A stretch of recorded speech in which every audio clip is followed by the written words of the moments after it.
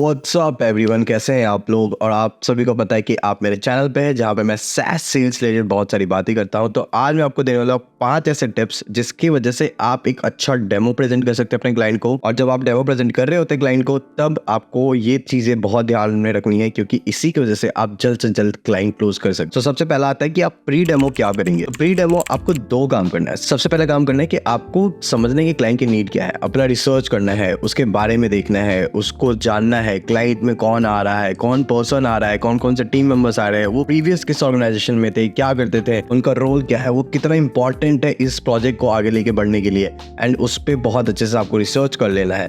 तो पहला आपको रिसर्च अच्छे से कर लेना है। फिर आता है दूसरा आता है कि आपको एक्सपेक्टेशन सेट कर लेना है कि मतलब इस डेमो से क्या मिलने वाला है आपको। क्या ये पहले राउंड का कॉल होने वाला है, क्या यही फाइनल होने वाला है, क्या सेकंड राउंड का कॉल होने वाला है या नहीं होने वाला है। वो सारी चीजें आपको पहले से समझ के रखनी पड़ेगी ताकि आपका एक्सपेक्टेशन कुछ अलग ना हो। ऐसा ना हो कि आप ये सोच के बैठे कि आज मैं क्लाइंट क्लोज कर दूंगा, पहले ही राउंड में डेमो हो जाएगा और क्लोज हो जाएगा, और वो ना हो। या आपको ये लगे कि यार ये फाइनल पर्सन आ रहा है, ये डिसीजन मेकर है, पर वो डिसीजन मेकर ना हो। तो ये सारी चीज़ें आपको पहले ही एक्सपेक्टेशन में फाइनलाइज कर लेनी है। तो ये होता है प्री डेमो में आपको ये 2 चीज़ें तैयार कर लेनी। जब आप डेमो दे रहे होते तो आपको और भी अच्छे से टेलर मेड डेमो बनाना पड़ेगा। मतलब ये कि आपको बेनिफिट पे फोकस करना है, फीचर्स पे नहीं फोकस करना है। देखो फीचर्स बहुत होते हैं सॉफ्टवेयर में, बहुत सारे फीचर्स हो सकते हैं, बट उस क्लाइंट के लिए क्या बेनिफिशियल है, उस क्लाइंट को क्या चाहिए, वो जरूर बताना है आपको। आपको एक स्टोरी बताते हुए जानी है। आपको ये बताना है कि इस फीचर से ये होगा, इस फीचर से उनके लिए ये फायदा हो सकता है, या वो इस तरीके से अपने काम को आसान कर सकते हैं। जब तक आप फीचर्स बताते रहोगे तब तक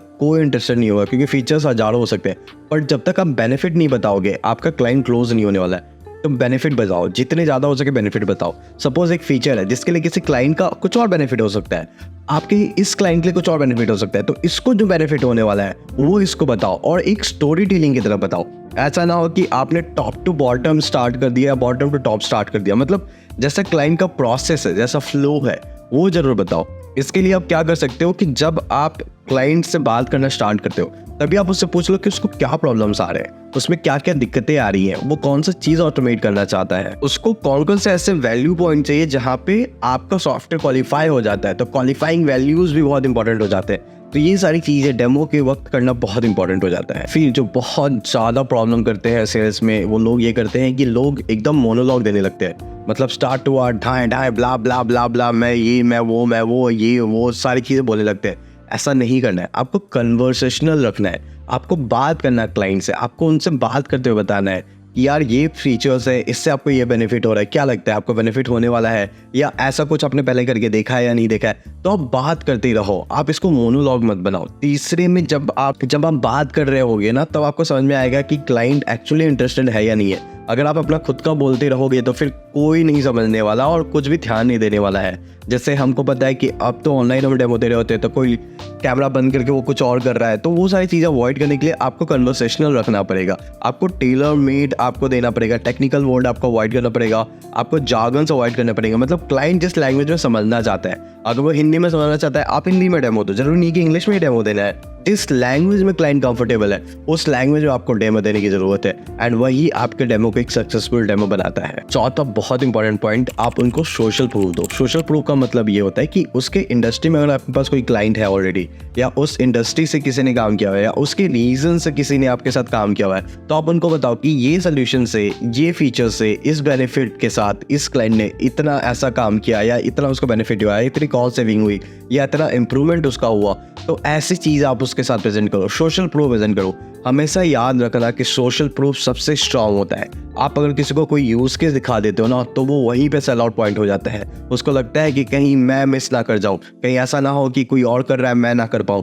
तो वो सारी चीज़ें बहुत इंपॉर्टेंट होता है। तो जब भी आप डेमो दे रहे हो, आप उनको सोशल प्रूफ दो, उनको स्टोरीज बताओ, क्लाइंट स्टोरीज बताओ। आप लेवरेज करो, आपके पास अगर कोई टेस्टिमोनियल है तो, कोई वीडियो है तो वो क्लाइंट का वीडियो आप प्ले कर दो, एंड सोशल प्रूफ के साथ आपका क्लाइंट बहुत आसानी से क्लोज हो सकता है डेमो पे। Last and most important point, आप डेमो को हमेशा एक क्लियर कॉल टू एक्शन के साथ खत्म करना। मतलब आप पूछो कि क्या नेक्स्ट प्रोसेस है, नेक्स्ट क्या होने वाला है, क्या सेकंड राउंड का कॉल होने वाला है, सेकंड राउंड का कॉल होने वाला है तो कब होगा, कैसे होगा, कौन पर्सन्स रहेंगे, कैसे आगे फॉरवर्ड करेंगे। ऐसा ना हो कि क्लाइंट बोल दे कि आप मुझे मेल कर दो और आप बोलो ठीक है। मतलब मेल करने के बाद स्टेप क्या होने वाला है, कितना इंपॉर्टेंट है अगला कॉल। आप अपने जो डेमो दिया है अपने उसको समराइज करो कि हमारे इस डेमो में ये बात हुआ, मैं एक बार रिपीट कर देता हूँ। एंड नेक्स्ट स्टेप क्या है आप मुझे बता दो। क्या कमर्शियल फाइनलाइज होगा, क्या ट्रायल पे आप जाएंगे, क्या नेक्स्ट राउंड का जो कॉल होगी उस पर IT पर्सन आएंगे या नहीं आ पाएंगे, या कोई और टीम मेंबर आएगा या डिसीजन मेकर्स आएंगे। ये सारी चीज़ आपको क्लैरिटी के साथ पूछ लेना है, बता देना है। एंड आपको कॉन्फिडेंट रखना है एंड प्रोएक्टिव रहना है। ऐसा ना हो कि जैसे मैंने पहले बताया था कि आपको एक्सपेक्टेशन सेट कर लेनी है। ऐसा ना हो कि आपके एक्सपेक्टेशन के हिसाब से अगर डेमो नहीं गया तो आप एकदम डल हो गए कि अच्छा ठीक है सर, आप जो बोल रहे हो सब सही है।